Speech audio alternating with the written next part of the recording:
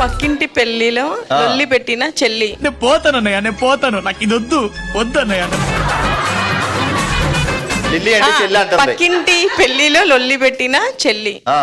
చెల్లి కాదు lily. Lily lily. నా వల్ల కాదు అన్నయ్య, నా వల్ల కాదు.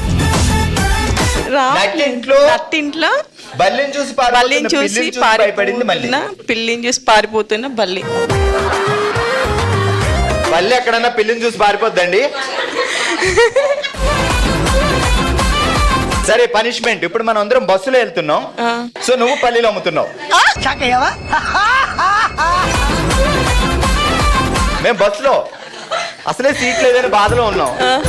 Come on start. పల్లి. మీరు అందరూ పల్లీలు అమ్మేవాళ్ళనా?